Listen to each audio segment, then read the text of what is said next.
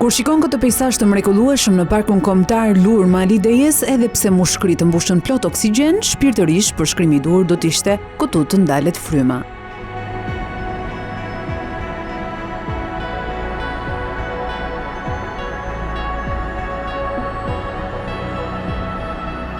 Natyra është treguar bujare me lurën dhe me gjithë fuqinë e saj ka krijuar një nga panoramat më të bukura natyrore në Shqipëri.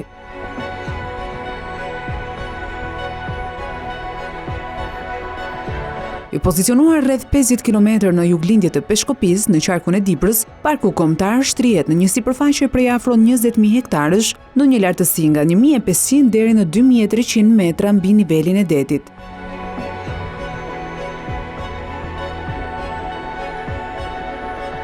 Relievi i thyer, liçenet akullnajore, natyra e egër dhe pyjet e dendura me pisha, bredha e lisa e bëjnë Lurën një thesar natyror të rrallë në Ballkan.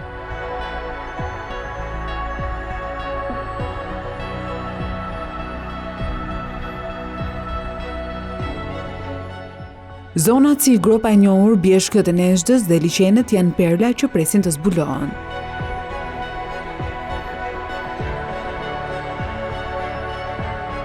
Këtu natyra sundon me të gjithë madhështinë e saj.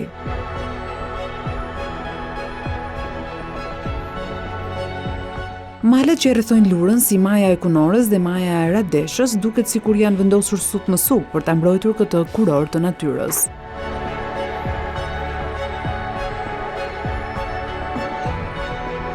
Në zonën e Nezhdës, natyra është aq e egër dhe autentike sa të jep ndjesinë e diçkaje të paprekshme, ku pyjet bëhen bashkë me lëndinat me një gërshetim autentik.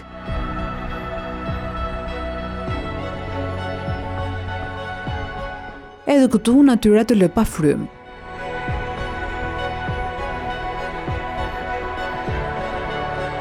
Nga këtë pamje, ku duken kurorat pyjore shekullore dhe liçenet të shpërndar mes pyjeve, mund ta kuptoni se sa shumë Zoti e do këtë vend.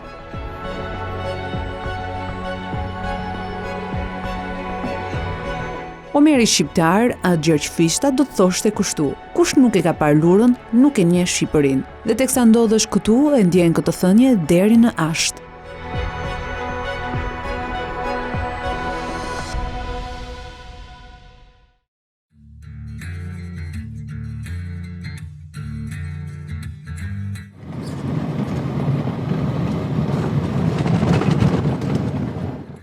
Në Lurë mund të shkosh përmes dy rrugëve, por vetëm njëra është aktualisht funksionale, ajo që kalon përmes fshatit Qidhën.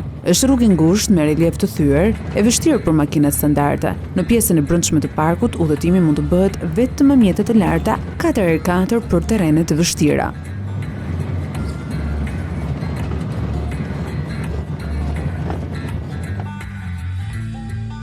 Vitet e fundit janë bërë përpjekje për përmirësimin e infrastrukturës për shkak të hovit të turizmit dhe përfshirjes së Lurës në rrjetin evropian të destinacioneve të qëndrueshme.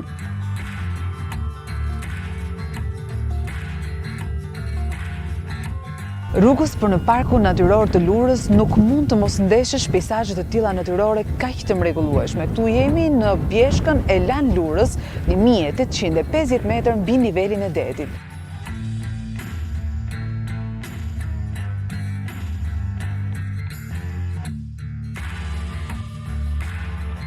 Bjeshkët e Lurës në ver janë shtëpia e staneve dhe bagëtive që shfrytëzojnë lëndinat e paana me kullotat e blerta dhe freskinë që i çon ato në këto anë për të veruar.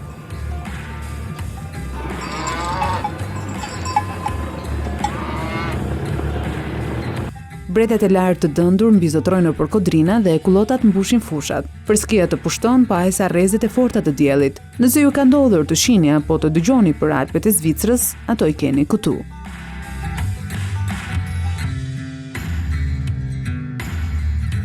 Sa më shumë hyn në thellësi, aq më sfidues bëhet udhëtimi edhe për aventurierët që janë në kërkim të lartësive dhe xhevahirëve natyror që ruhen ndër majat e larta. Kjo gjurmë rruge është hapur që në kohën e diktaturës dhe përdorej për nxjerrjen e druve.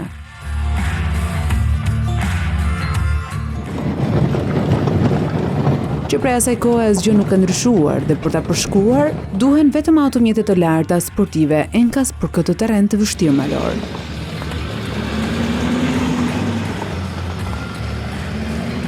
Madje edhe ata që vinë shumë të përgatitur, me mjete të përshtatshme për të tilla terrene, stepen nga ajo çfarë gjejnë, si këto dy turistë italianë. Edhe pse kanë bërë më shumë se gjysmën e rrugës, vendosin të kthehen pas, pa e parë kuroren e lurës dhe liçenet e saj, me frikën se një incident në mjetet e tyre mund t'i çojë në surpriza të pakëndshme. Siamo venuti 4 volte. Kjo është e katërta herë që vinë në Shqipëri, por e para herë në Lurë. Këtu ku gjithçka është shumë bukur, vendet janë të pandotura, akoma nuk është prekur nga turizmi masiv dhe njerëzit, këtu janë fantastik. Esplorando la cartina geografica. Ndërsa po kërkoja për disa destinacione, thash, pse mos të shkojmë në Lurë, meqenëse vitet e tjera kemi qenë në Vermosh dhe Valbon. Quello che il tempo ci consente di fare. Na duhet të kthehemi sepse rruga është e vështirë dhe mbase do të marrim një makinë të lartë sepse në këto kushte është e vështirë për ne, por nuk do të ikim pa e parë Lurën. Molto, mi piace. Natyra këtu dhe peizazhi është diçka që nuk e gjejmë shpesh. Viviamo a Bari sul mare, quindi Duke qenë se vet jam nga Bari shumë pranë detit, kemi vendosur që në Shqipëri të shohim malet dhe nuk kemi zhgënjur nga ajo që kemi gjetur këtu.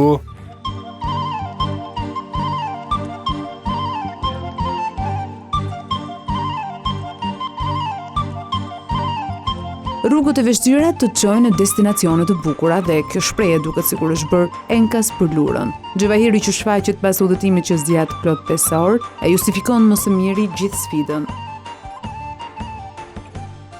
Këto lartësi janë më shumë se të bekuara, aty duket sikur ruhet gjeneza e jetës, e ripërtërirjes, e mrekullisë së natyrës që në vite vazhdon të rilind vetveten pa zhurmë. Liçenet e saj janë bashkëshoqëruese në muzikalitetin që lëshojnë pyet.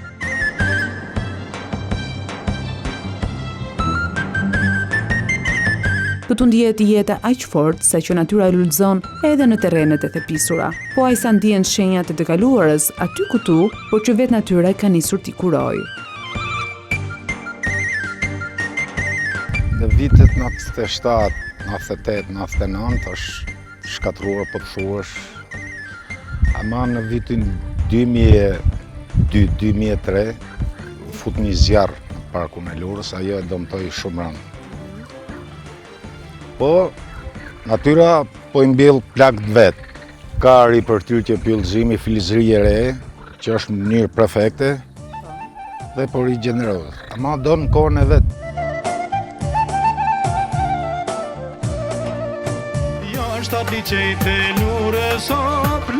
Nëse keni dëgjuar se liçenet e Lurës janë 7, siç thotë edhe kjo këngë, në fakt në parkun natyror ka plot 12 të tillë. Vite, si liçejt e Lurës pra.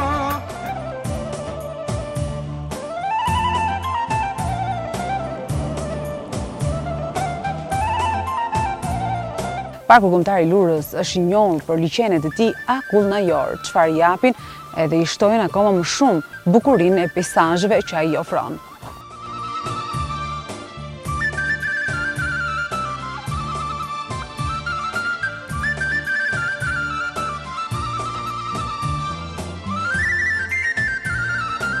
Liçeni i madh është ai që shfaqet i pari dhe është një ndër më të vizituarit. Quhet i tillë sepse ka sipërfaqen më të madhe nga 11 liçenet e tjerë. Është 32 hektar, duke si një pasqyrë ku lura sheh veten me tërë bukurinë e saj. Reflektimi i natyrës në liçen është po aq i gjatë sa ç'është ajo në të vërtetë.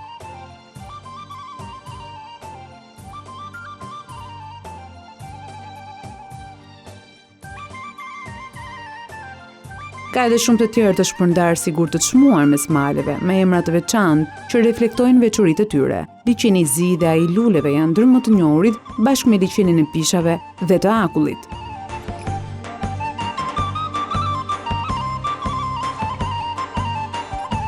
Secili prej tyre ka formën, ngjyrën dhe karakterin e tij.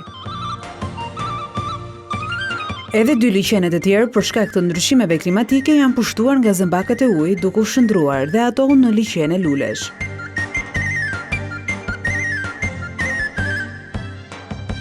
Pse quhet liçeni i zi? Liçeni i zi nga thellësia që është liçeni, i kanë ngel liçeni i zi. Po emrat e tjerë të liçeneve të tjerë si quhen? Liçeni i Hotit, Po. liçeni i Luleve. Luleves për shkak të zambakëve që kanë. Po, i kanë ngel liçeni i Luleve.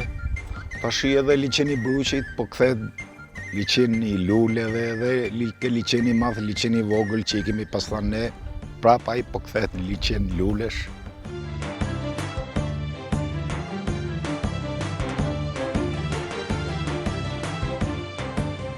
Lura është shtëpia e mbi 200 lloje bimësh e pishave monumentale, shumë prej të cilave janë qindra vjeçare dhe disa edhe të shpallura monument natyra. Pyjet e saj janë të pasura edhe me breth, dhe lis.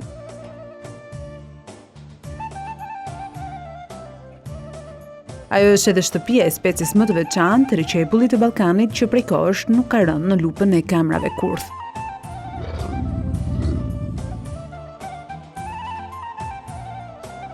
Këtu jetojnë edhe dhelpra, kaprolli dhe shqiponja e ardhë.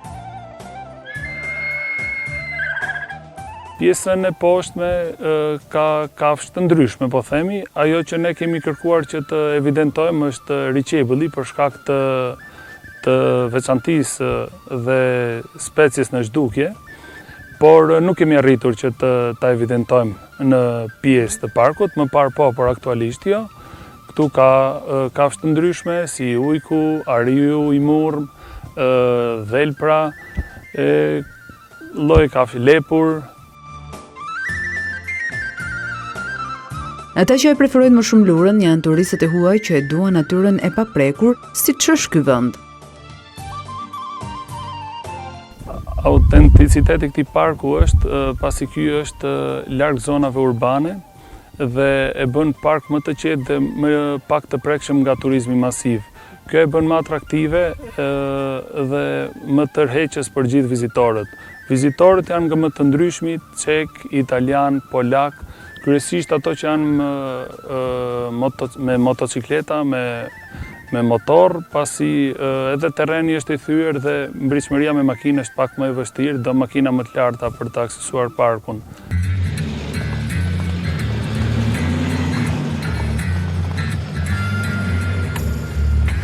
Këta turist gjerman përshkuan parkun kombëtar të Lurës me këto makina të larta. U ka pëlqyer ajo çfarë kanë gjetur këtu. Njëri prej tyre është rikthyer disa herë dhe ka vendosur të marrë dhe miqtë e tij, dhe këta të fundit nuk janë zhgënjur as pak. Started traveling Albania 3 years ago. Kam qenë më parë në Shqipëri dhe për 6 javë kam parë shumë vende tuaja, derisa vendosa se në cilat vende do të kthehesha sërish për të sjellë miqtë e mi. Pasi morëm mjetet e duhura për këtë udhtim, do qëm rrugën e vjetër për të parë këtë mrekulli të natyrës dhe këto liçene shumë të bukura. Kjo zonë është shumë e bukur dhe në fakt i gjithë vendi juaj është i tillë dhe njerëzit janë shumë mikpritës. Edhe ushqimi këtu më pëlqen, flija është fantastike.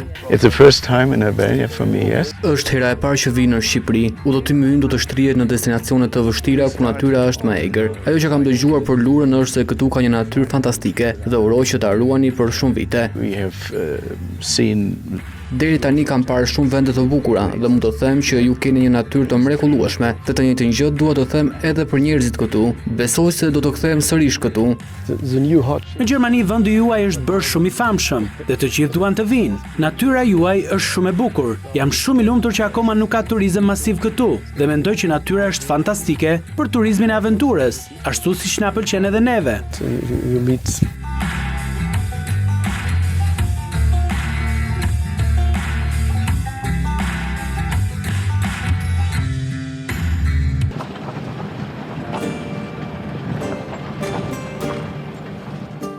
Rrugës në kthim pas parkut nuk mundet që të mos ndalosh në fshatin Lur. Pas gati një braktisje masive, ai po rilind sërish.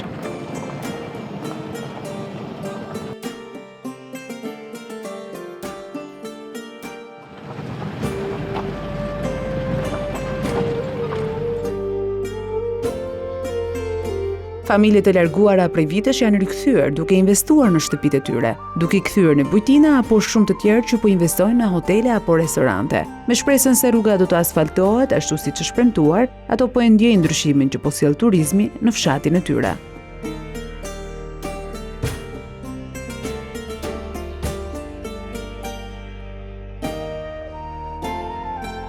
Lura tani ka filluar që të zhvillohet. Po bëhet rruga që ka qenë një mungesë shumë e madhe, po hes drejt zhvillimit. A ka shumë turist këtu? Vinë shumë, i ka penguar rruga po tani po vinë prapë. Lura i ka 2 sezonet, edhe veror edhe dimror. Si e shikoni zhvillimin e fshatit tuaj ndër vite? Tani ka shumë vite që ka qenë i pa, tani ka filluar që po bën rrugë dhe rruga është gjithçka, po vendos rruga do të ketë një fillim. Po fillojnë që të ndërtojnë, të rikthehen edhe nga Tirana po vinë prapë, po vinë në Lurë. Edhe investojnë këtu. Dhe investojnë këtu. Dhe emigrantë sigurisht.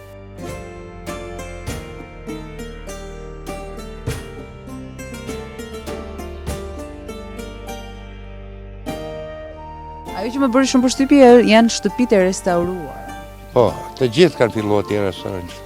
Janë rikthyer me sezone për shembull dhe po vinë shumë në kohën e verës. Akoma nuk jemi të përgatitur për shembull me stafe, me gjëra, se kemi fillimisht.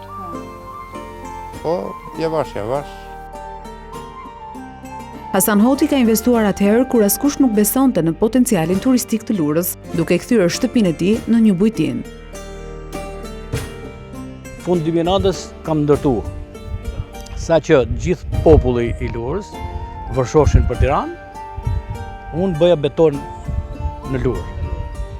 Sa që më vishin, më thoshin fshatarët e mi, to bashkëfshatar, që ti ke lafitur. Gjithë po ikin, ti po bën beton. Unë arrita e hapa në 2010-ën, unë nuk kom provuar të iki, edhe unë e kom një shtëpi në Tiranë, arsyeja sepse prej fëmijëve që për shkollim, por unë jam turizmin e kom nisur që në 2006. Ky fshat është një nga më të rëndësishmit për ekoturizmin dhe turizmin malor, por edhe për traditën. Në shekuj dhe në vazhdimisht, pra ka prit influenca të ndryshme kulturore nga të 4 anët.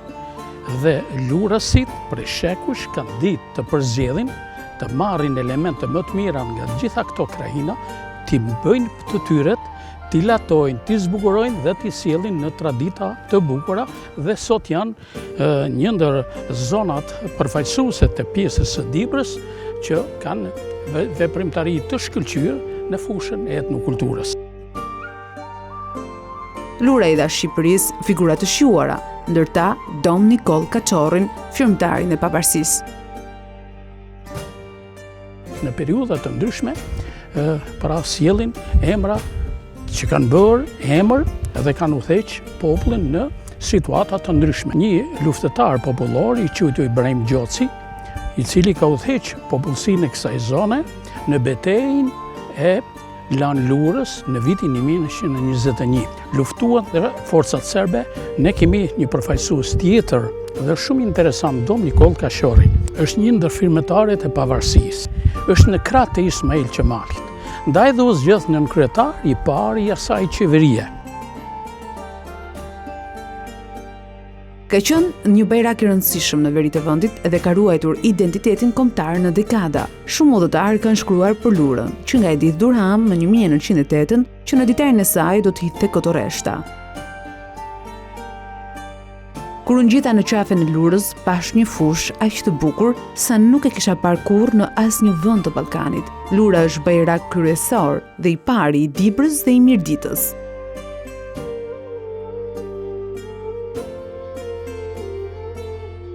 Rallëherë, edhe me shaka, lurasit numërojnë 9 malet e Dibrës dhe bajraku i Lurës 10. Kjo është pjesa malore e Dibrës, se pjesa fushore është pjesa tjetër ajo që ne ndryshe e quajmë edhe Topalltia e Dibrës.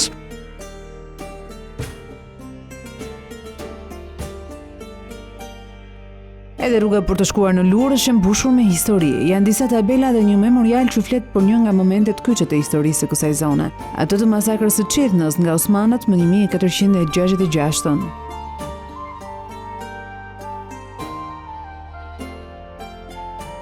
Memoriali që është vendosur këtu i kushtohet një date historike shumë të rëndësishme që i përket periudhës së luftërave të Skënderbeut, udhëheqjes së Skënderbeut.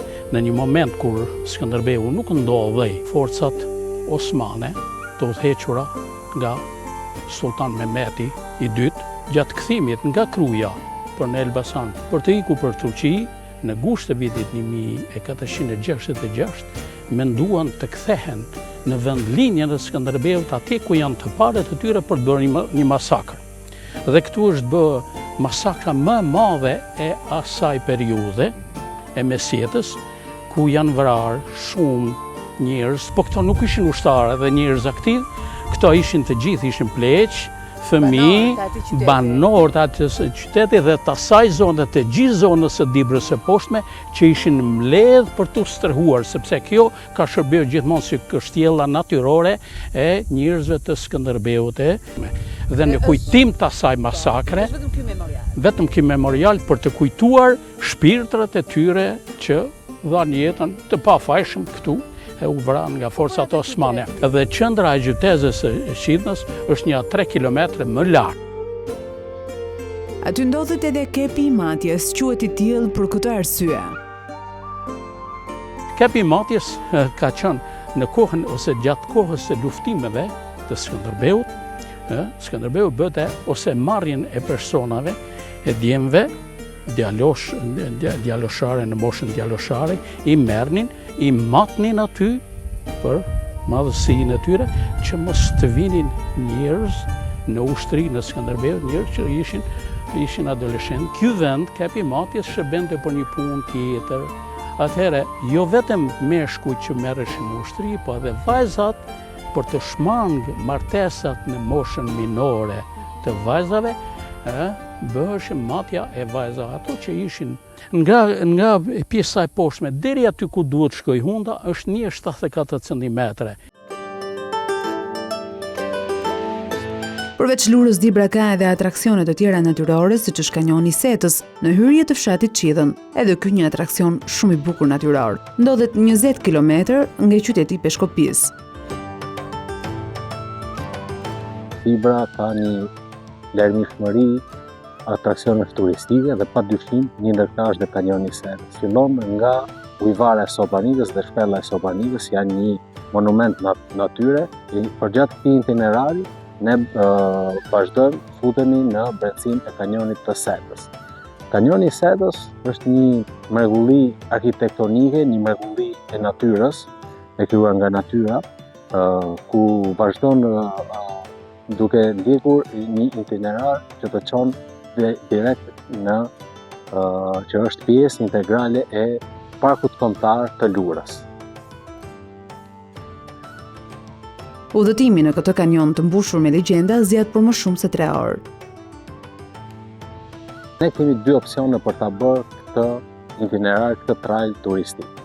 Një opsion është që ti të bësh hiking river nëpërmjet kanjonit të Setës, duke parë dhe lumin e Setës, mrekullie, është e pamundur të rezistosh edhe larjes ose zhytjes në këta ujëra. Ne duhet të bëjmë itinerarin tjetër që është nëpërmjet Gjellicave ose via ferrata, është një rrugë e përdorur që në kohët e hershme nga njerëzit e zonës që vinin bënin rrugën Peshkopi, Qidhën, Lurë, dhe padyshim ti po shkel në Trojë dhe Kastriot. Dhe gjëja e parë që ti do bësh në këtë zonë, në këtë trajt, ti do hezësh dhe do njihesh me legjenda që i përkasin familjes së Gjesh Kastriotit Skënderbeut me breza.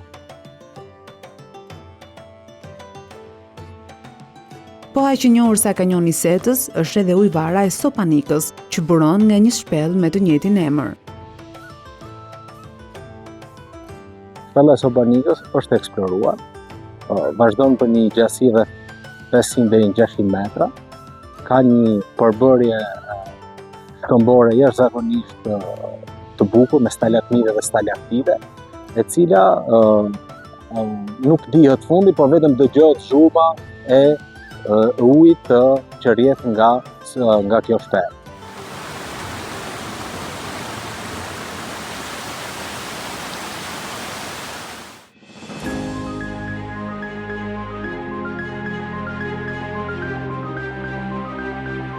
Udhëtimi këtu është si një rrugëtim në kohë, edhe aty ku dukshëm nuk ka asnjë gjurmë apo rrënoj, flet historia që para mesjetës për të ardhur në periudhën e heroit ton kombëtar Skënderbeu.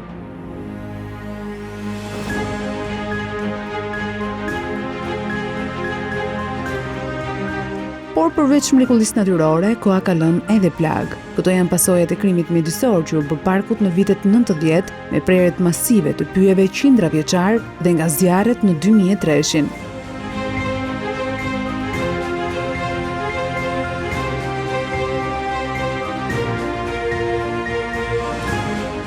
Që prej asaj kohe natyra po përpiqet të shërojë vetë plagët që i shkaktoi dora njerëzit. E invito vetë banorët e kësaj zone po ndërtojnë të ardhmen, jo më duke e shkatëruar, por duke e ruajtur me fanatizëm për ta shndërruar në një prej destinacioneve malore më të vizituara të Shqipërisë, sepse Lura ka dëshmuar se është një trashëgimi i brezash, një thesar që duhet mbrojtur me përkujdesje.